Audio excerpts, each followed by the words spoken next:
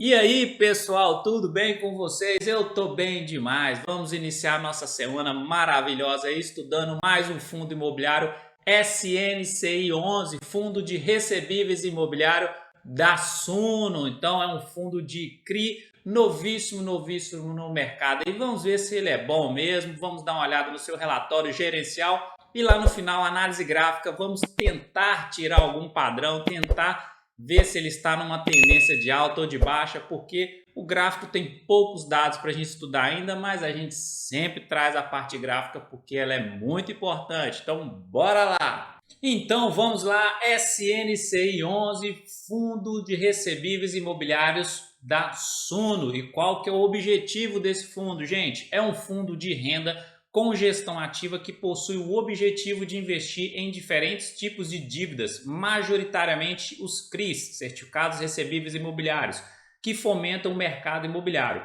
Esses títulos de renda fixa possuem uma estrutura robusta, podem ter os mais diversos tipos de garantias, são títulos indexados à inflação ou juros mais uma taxa específica, em sua maioria sendo uma proteção natural para movimentos de mercados e inflacionários.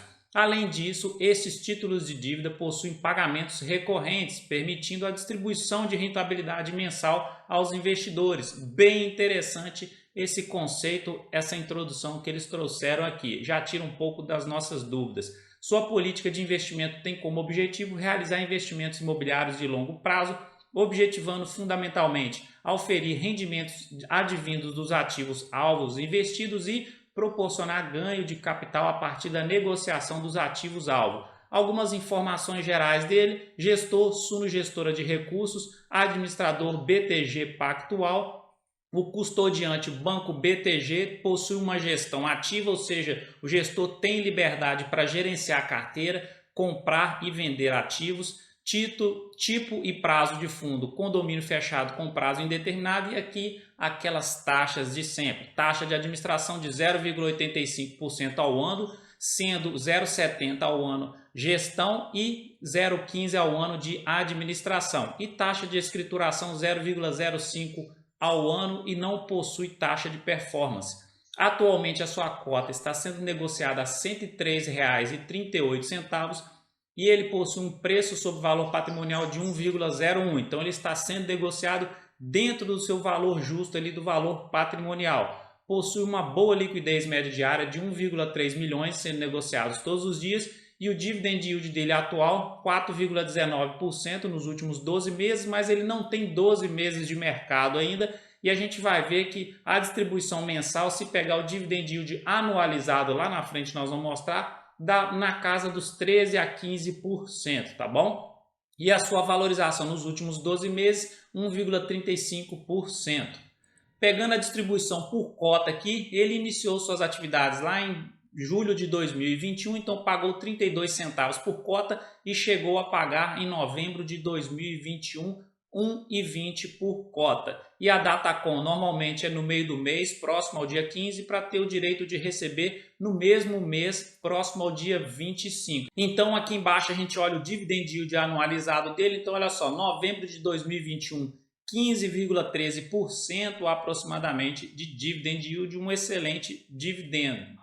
Pegando agora a composição da sua carteira, hoje ele tem 19 CRIs, são poucos CRIs em comparação aos grandes fundos imobiliários que já existem no mercado, mas a gente tem que olhar que ele é um fundo que tem praticamente 6 meses que está aí no mercado, então ele vai crescendo, vai aumentando o seu patrimônio aos poucos, vai fazendo novas emissões, arrecadando mais dinheiro no mercado para comprar mais CRIs. Então, basicamente 19 CRIs, é uma carteira pequena, enxuta ainda, mas como é um fundo imobiliário pequeno, ok. Perfil do risco dele, então corporativo 41%, contratual 31% e pulverizado 28%. E o setor de atuação aqui dos seus CRIs, então tem vários setores aqui, mas 39% está indexado ao setor incorporação. E aqui embaixo o indexador do fundo imobiliário, 82% está indexado ao IPCA, o índice que mede a inflação, CDI 11% e 7% no IGPM. E os ativos, 97% da carteira desse fundo imobiliário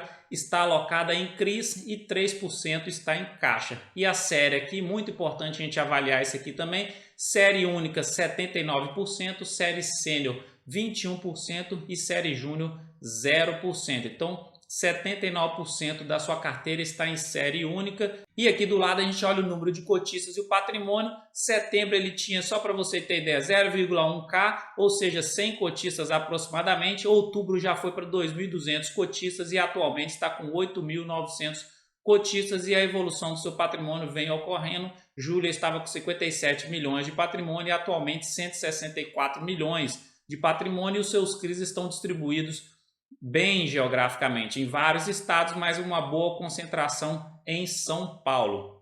Como aqui vai ser bem rápido o vídeo aqui, porque tem poucos dados, porque é um fundo imobiliário muito novo, eu trouxe uma curiosidade para a gente aprender aqui. Toda vez a gente olha os relatórios de CRIs, os relatórios de fundos imobiliários de CRIs, a gente sempre vê esse LTV aqui da carteira. Então, LTV da carteira do SNCI 11 hoje é 58,3%, mas o que significa isso? Acompanha aqui comigo do lado, mais um conceito para você aprender. O que é uma LTV e como calcular? LTV é um índice que mede um empréstimo sobre o valor da garantia. O termo é muito utilizado nos CRIs, sendo apresentado em porcentagem, calculando o empréstimo com relação ao valor da garantia. Assim, a LTV é o resultado de um cálculo realizado que considera o valor do empréstimo, assim como o valor dos bens dados em garantia, sendo o resultado da divisão do primeiro pelo segundo. Como que funciona isso? Podemos afirmar o seguinte: LTV é igual a dívida dividido pelas garantias vezes 100, e aí sai o valor em porcentagem. Vamos dar um exemplo prático aqui. Em um CRI é devido a quantia de 50 milhões, por sua vez, o bem dado em garantia vale 100 milhões de reais, vale o dobro daquela dívida do CRI. Dividindo o primeiro pelo segundo, chegamos a um resultado de 0,5, ou seja, 50%. Logo, como a LTV é apresentada em porcentagem, multiplicamos o valor por 100 e chegamos a um valor de LTV de 50%, concluindo dessa forma lógica que quanto menor a LTV, menor é o risco daquela operação. Então, LTVs abaixo de 50% é menor do que uma LTV, por exemplo, de 100%, que não existe garantia nenhuma praticamente. Então, ele está com uma garantia muito boa em relação às suas dívidas aqui, e ok para ele, mais um conceito que a gente acaba de aprender. Pegando a sua parte gráfica, comparando com o Ibovespa e com o IFIX, o Ibovespa a linha laranja e o IFIX a linha azul. Se a gente olhar aqui do início de 2022, o Ibovespa está até retomando aqui uma tendência de alta e o IFIX ainda continua andando de lado, tá? Dá para a gente perceber que o IFIX aqui, os fundos imobiliários ainda continuam em promoção, aí continuam bons fundos sendo negociados abaixo de valor patrimonial e pode ser uma boa oportunidade.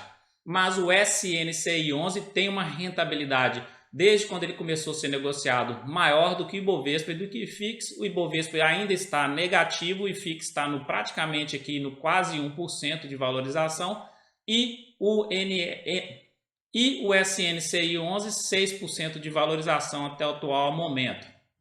Olhando a sua parte gráfica, só dá para a gente olhar o gráfico diário, gráfico semanal mais de médio prazo não dá, porque esse fundo imobiliário, se a gente olhar o gráfico, ainda é curto prazo, porque foi no final do ano passado que começou a ser negociado. Então, ele está o quê? Uma tendênciazinha de alta, respeitando a média móvel de 17 períodos, a média móvel de curto período, e ele chegou nesse topo histórico de 105,99 aqui. E eu acho o seguinte, ele vai fazer uma correçãozinha um pouco maior, ao meu ver, tá bom? Se ele perder essa média móvel de 17 períodos, pode ser que ele venha buscar a média móvel de 72 períodos, e o MACD está sinalizando para isso, azul por baixo da laranja, as duas apontando para baixo, isso é sinal de tendência de baixa.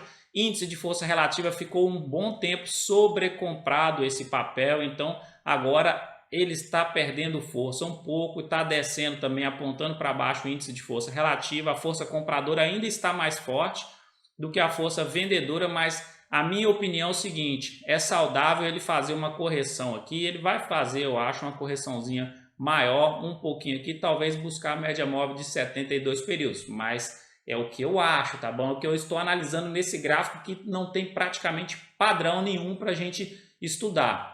para mim pode ser que ele continue fazendo a correção se ele perder a média móvel de 17 períodos. Então o ponto mais importante, perdeu a média móvel de 17 períodos, pode ser que ele venha fazer um reteste nela de baixo assim para cima, tentar romper ela de novo, não conseguir e aumentar a sua tendênciazinha de baixa aqui, ok? Em relação à parte fundamentalista desse fundo imobiliário, é um fundo muito novo no mercado, está começando aí no finalzinho do ano de 2021, tem poucos CRIs na sua carteira. Para mim ainda, como ele é muito novo, ele é meio arriscado de você investir, que você ainda não consegue entender a logística, entender a estratégia do fundo, e eu prefiro investir em fundos imobiliários com mais robustez, com mais tempo de mercado, e também aquela parte do relatório ali que não gostei muito do relatório da Suno, tá bom? Esse relatório aí, você tendo que clicar, muito dinâmico, você procurar, isso dificulta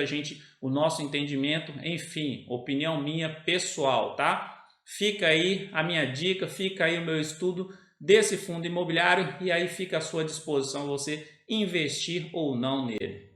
Então é isso, se você gostou desse vídeo, já te peço aquela curtida aí, já se inscreva aqui no canal e ative esse sininho de notificações que é muito importante para você receber todo o conteúdo aqui, sempre trazendo conteúdo de qualidade para você, para te ajudar na sua liberdade financeira. E eu te deixo aquele abração de sempre, fique com Deus e até o próximo vídeo!